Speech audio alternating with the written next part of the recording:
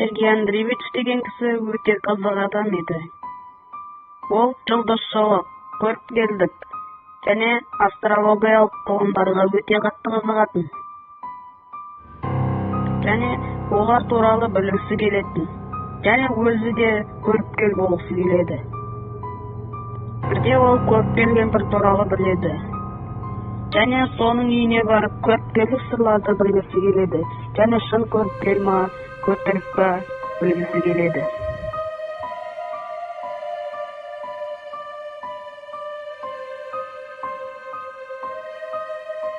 Ол үй ауылдың сыртында еді, және ол үй өте ескі. Бірде Сергей Андреевичті біреу қағып кетті. Бірақ жол жүргіншілер жолы деп туды.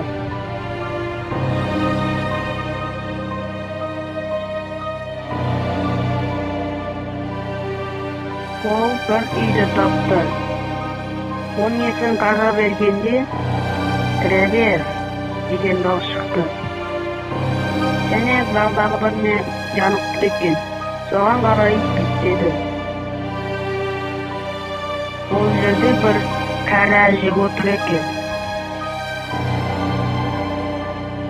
Ол оған бір түрлі қарап тұрды. Ел келгеніңді білем. Бүгін? Не бүгін?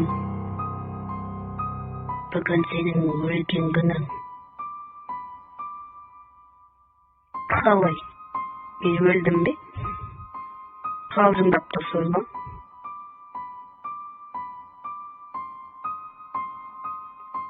Бүгін сен өлдің деймін. Сені көлік қағып кетті. Қалай сонда? Мен жаңа ғана сіздің үйіңізге келдім ғой. Сол кезде олдың шынымен де көлік қағып кетіпті. Не.